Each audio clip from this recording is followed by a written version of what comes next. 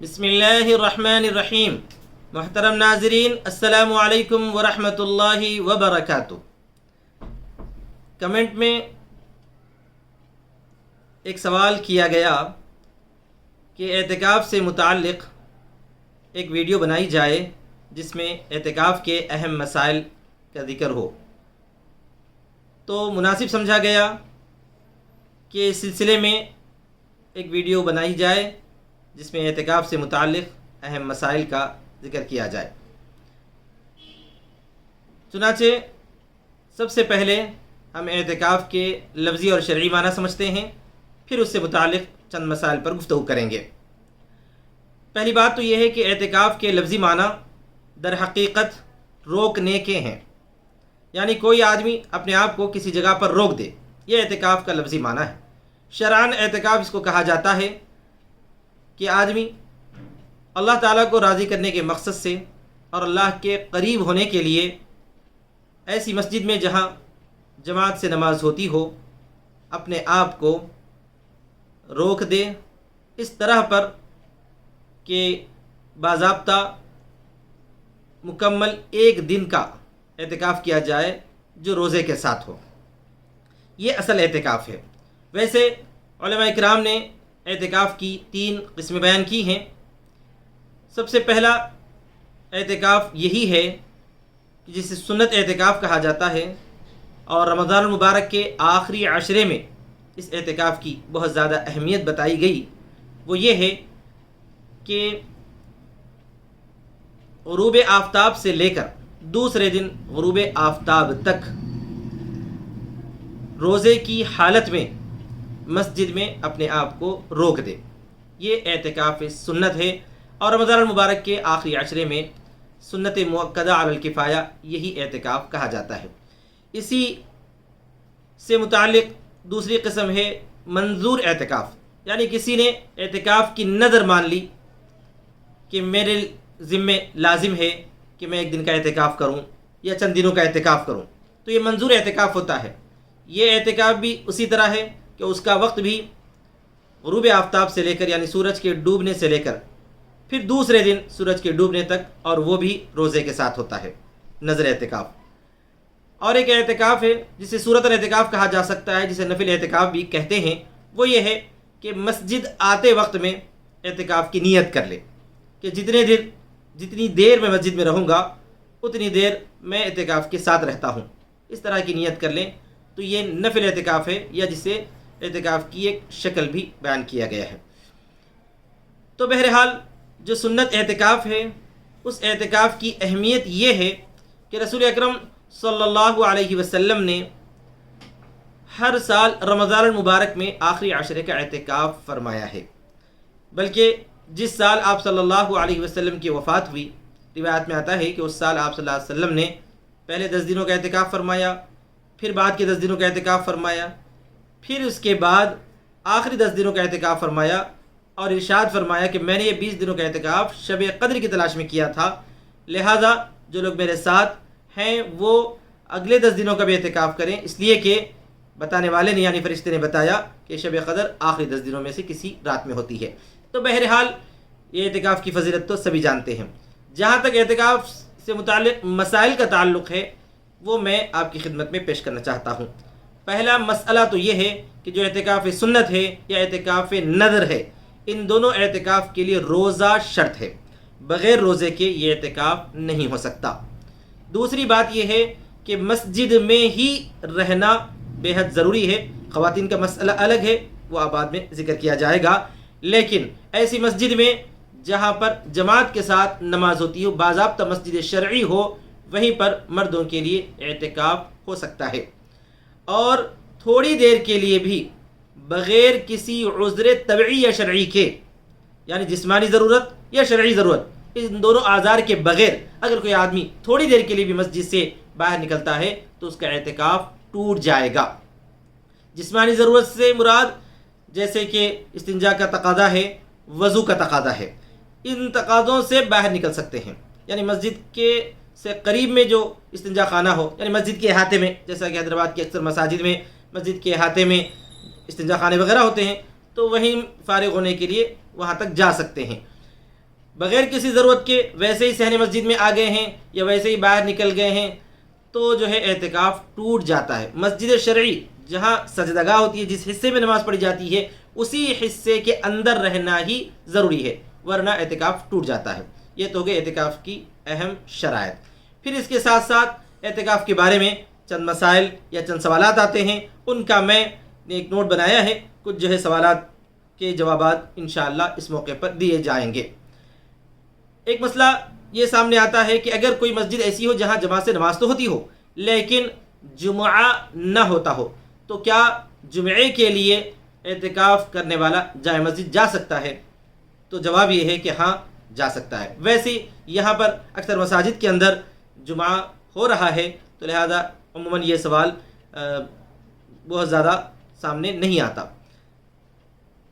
اور دوسرا اہم سوال یہ ہے کہ اعتکاف کرنے والا کیا ٹھنڈک حاصل کرنے کے لیے غسل کر سکتا ہے؟ بہت سارے سوالات اس طرح پر آئے ہیں۔ دیکھیے، اعتکاف کرنے والے کے لیے یہ شرط ہے کہ جب تک کوئی جسمانی طبعی یا شرعی ضرورت نہ ہو وہ مسجد سے باہر نہیں نکل سکتا۔ جسمانی ضرورت کا مطلب استنجا، جیسا کہ ابھی ذکر کیا گیا۔ شرعی ضرورت کا مطلب یہ ہے کہ وضو کے باہر نکل سکتا ہے۔ اسی طرح پر اگر کسی کو بحالت مسجد میں اعتکاف کرنے کی حالت میں اگر احتلام ہو جائے تو اس پر جو ہے پھر غسل فرض ہو جاتا ہے۔ فرض غسل کرنے کے لیے وہ تو مسجد سے باہر غسل خانے تک جا سکتا ہے، لیکن یوں ہی ٹھنڈک حاصل کرنے کے لیے یا جمعے کے غسل کے لیے وہ مسجد سے باہر غسل خانہ نہیں جا سکتا، ورنہ اعتکاف ٹوٹ جائے گا۔ مسئلہ یہی ہے۔ بس اوقات یہ ہوتا ہے کہ گرمی کی شدت کی وجہ سے، جیسے کہ آج کل اچانک گرمی بڑھ چکی ہے، شدت کی وجہ سے ویسے ہی رہیں تو بے چینی سے ہو جاتی ہے اور جسم میں بدبو وغیرہ بھی آ جاتی ہے، اور مسجد میں بدبو کی حالت میں رہنا بھی زیادہ مناسب نہیں ہے۔ تو ایسی صورت میں کیا کیا جائے؟ تو علماء نے اس کے لیے ایک شکل یہ بیان کی ہے کہ غسل کے ارادے سے مسجد سے باہر نہ نکلے بلکہ وضو کے ارادے سے نکلے، یا یہ ہے استنجا کے ارادے سے نکلے۔ اگر استنجا خانے کے ساتھ ساتھ ہی غسل خانہ لگا ہوا ہو تو جلدی جو ہے نہا کر یا جلد سے غسل سے فارغ ہو کر جو ہے مسجد کے اندر واپس آ جائے، یا وضو کے ارادے سے نکل کر وضو کرے اور ساتھ میں جو ہے جسم پر بھی پانی ڈالے، جلد سے جلد نہا کر باہر نکلے، غسل کا ارادہ رکھتے ہوئے باہر نہ نکلے۔ یہ ایک شکل جو ہے بیان کی جا سکتی ہے جس سے جو ہے ٹھنڈک حاصل کرنے کے لیے یا بدبو وغیرہ دور کرنے کے لیے بھی غسل کرنے کی گنجائش نکل سکتی ہے، ورنہ اصل حکم تو یہ ہے کہ معتکف غسل کرنے کے لیے جب کہ وہ فرض نہ ہو باہر نہیں نکل سکتا۔ اور ایک سوال یہ بھی ہے کہ اعتکاف توڑنے والی چیزیں کیا کیا ہیں؟ جیسا کہ ابھی عرض کر دیا گیا، اعتکاف توڑنے والی چیزوں کے اندر سب سے اہم چیز تو ہے بلا ضرورت مسجد سے باہر نکل جانا۔ اگر باہر بلا ضرورت کوئی آدمی مسجد سے نکل گیا، چاہے وہ صحن مسجد میں آ جائے، تب بھی اعتکاف ٹوٹ جاتا ہے۔ صحن مسجد کا مطلب یہ ہے کہ مسجد کے اندرون حصے سے باہر، جیسے کہ جو ہے بارش ہو رہی ہے دیکھنے کے لیے اچانک معتکف باہر نکل گیا تو اس سے اس کا اعتکاف ٹوٹ جائے گا۔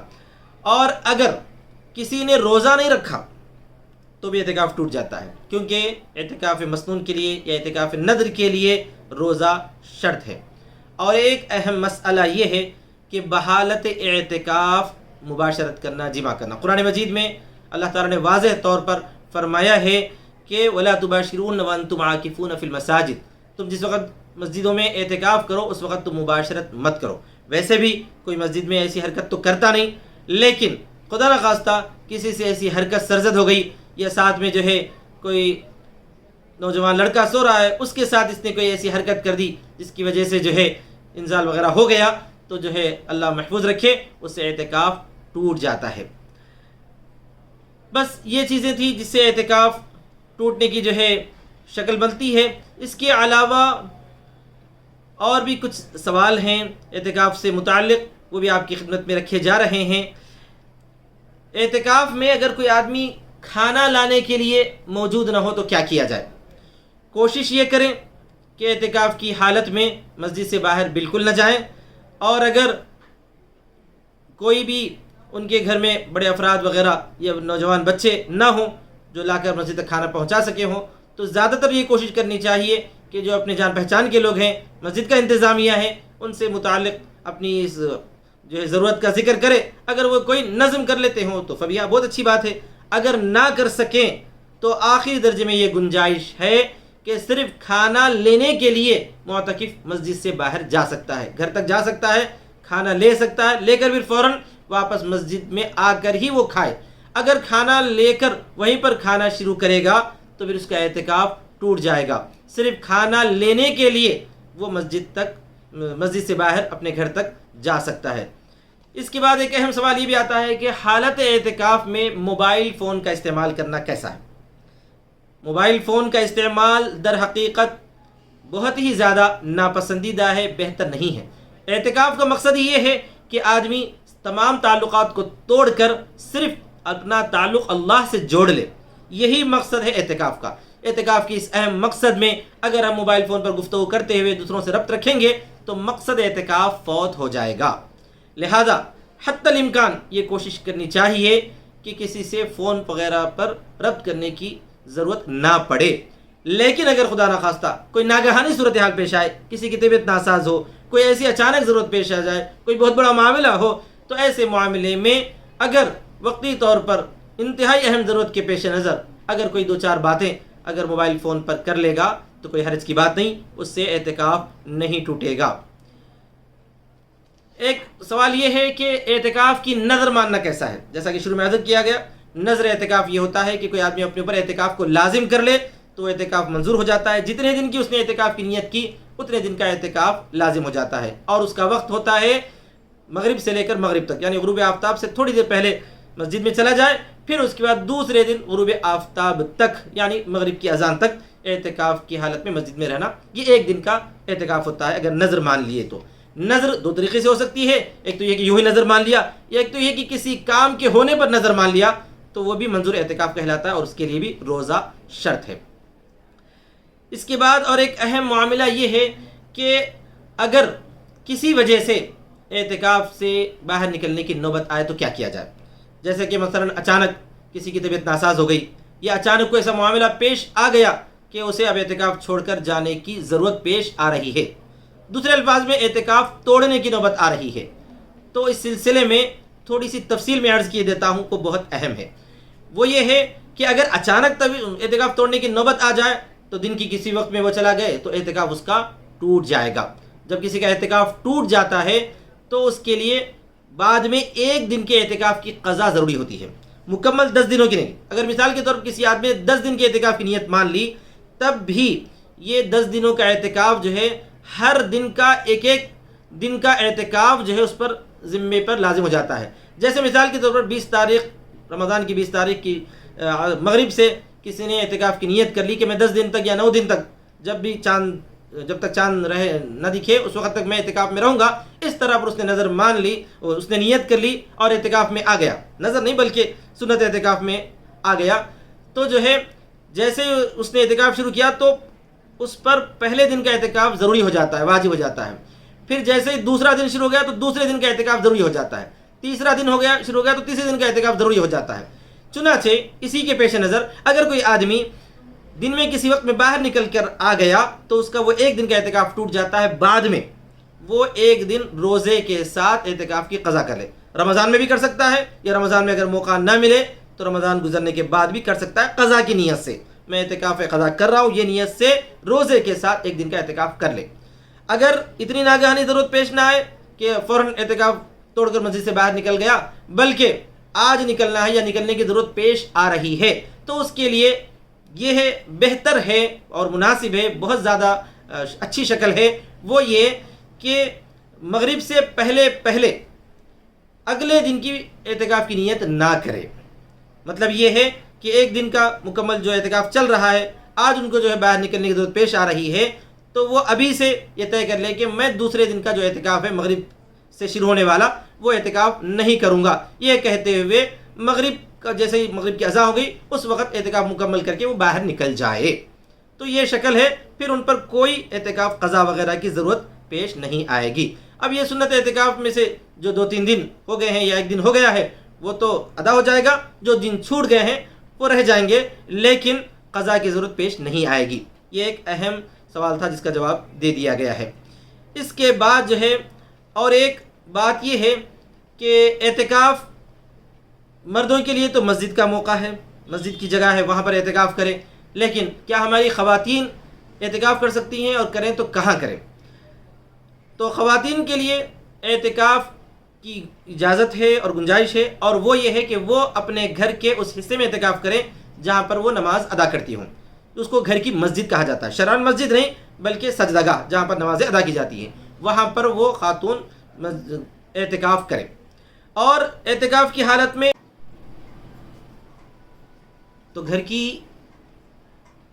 خواتین گھر کے اس حصے میں اعتکاف کر سکتی ہیں جہاں وہ نماز پڑھتی ہیں، جس کو گھر کی مسجد کہا جاتا ہے۔ اور لیکن خاتون کے لیے یہ ضروری اور لازم ہے کہ وہ گھر کے کام کاج میں خود کو مشغول نہ رکھے، بس کوئی ضروری بات وغیرہ ہو، کوئی ضروری ہدایت دینا ہو تو دے سکتی ہیں، لیکن دوسرے کام وغیرہ کے لیے اگر وہ کچن میں چلے جائیں گی یا ہال وغیرہ میں چلے جائیں گی تو پھر ان کا اعتکاف ٹوٹ جائے گا۔ اسی جگہ پر بیٹھ کر اگر کچھ تھوڑا بہت مشغول ہو سکتی ہیں تو مشغول کام کر سکتی ہیں، لیکن وہاں سے جو ہے باہر نکل کر وہ نہ جائیں۔ ایک اہم بات یہ بھی عرض کرنا ضروری ہے کہ اعتکاف کا مقصد اللہ تعالیٰ کے قریب ہونا ہے، اللہ تعالیٰ سے لو لگانا ہے، لہٰذا دوسرے کاموں وغیرہ سے اپنے آپ کو جو ہے بالکل فارغ رکھنا اعتکاف کی اہم خصوصیت ہے۔ بہرحال یہ چند باتیں تھیں جو اعتکاف سے متعلق آپ کی خدمت میں پیش کی گئی ہیں۔ اگر کچھ ایسی باتیں ہوں یا کچھ ایسے سوالات ہوں جس کو میں نے ذکر نہیں کیے، میں نے چھوڑ دیے ہوں، تو آپ مجھ سے سوال کر سکتے ہیں، ربط کر سکتے ہیں کمنٹ کے ذریعے بھی یا واٹس ایپ یا فون کے ذریعے بھی، تو انشاءاللہ اس کا جواب دینے کی کوشش کی جائے گی۔ دعا ہے کہ اللہ تبارک و تعالیٰ ان تمام بھائیوں کے بہنوں کے اعتکاف کو قبول فرمائے جنہوں نے اعتکاف کیا ہے یا کر رہے ہیں، اور ان سے ہماری درخواست ہے کہ وہ اپنے لیے اور اس ناچیز کے لیے، ساری امت مسلمہ کے لیے دعائیں کریں، اور اعتکاف کو خالص لوجہ اللہ، اللہ تعالیٰ کا تقرب حاصل کرنے کا ذریعہ بنائیں۔ دعا ہے کہ اللہ تعالیٰ ہماری ان تمام دعاؤں کو قبول فرمائے۔ جزاکم اللہ خیرا و احسن الجزاء، آمین ثم آمین یا رب العالمین، والسلام علیکم ورحمۃ اللہ وبرکاتہ۔